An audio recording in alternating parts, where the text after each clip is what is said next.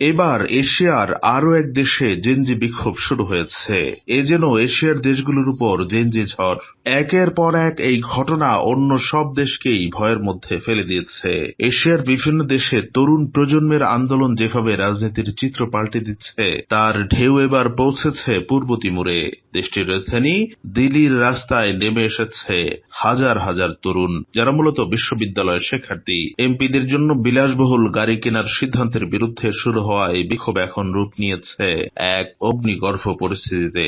মঙ্গলবার টানা দ্বিতীয় দিনের মতো বিক্ষোভে উত্তাল হয়ে ওঠে রাজধানী দিল্লি। জাতীয় সংসদ ভবনের সামনে বিক্ষোভকারীরা টায়ার জ্বালিয়ে সড়ক অবরোধ করেন, একটি সরকারি গাড়িতে আগুনও ধরিয়ে দেয়, আর পুলিশের দিকে ছোড়া হয় ইট পাটকেল। পরিস্থিতি নিয়ন্ত্রণ আনতে পুলিশ টিয়ার গ্যাস ছুড়ে দেয়, ফলে গোটা শহরে তীব্র উত্তেজনা ছড়িয়ে পড়ে। প্রায় 2000 শিক্ষার্থীর বেশিরভাগই তরুণ শিক্ষার্থী। তাদের দাবি স্পষ্ট, সংসদের 65 সদস্যের জন্য টয়োটা প্রাডো এসইউভি কেনার পরিকল্পনা অবিলম্বে বাতিল করতে হবে। বিক্ষোভকারীদের হাতে ব্যানারে লেখা ছিল, চোরদের থামাও। দেশটির প্রেসিডেন্ট হোসে রামোস হর্তা বিক্ষোভকারীদের শান্ত থাকার আহ্বান জানিয়ে বলেছেন, সরকার বা সংসদ ভুল করলে তার বিরুদ্ধে প্রতিবাদ নাগরিকদের অধিকার, কিন্তু সহিংসতা কোনোভাবেই বরদাস্ত করা হবে না।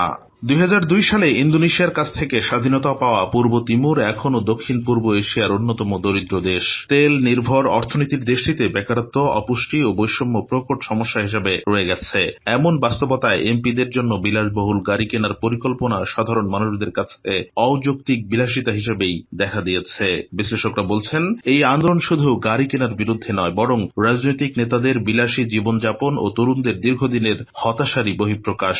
অনেকের মতে পার্শ্ববর্তী ইন্দোনেশিয়ায় সাম্প্রতিক জেনজি আন্দোলনের প্রতিচ্ছবি এবার দেখা যাচ্ছে পূর্ব তিমুরের রাস্তায়।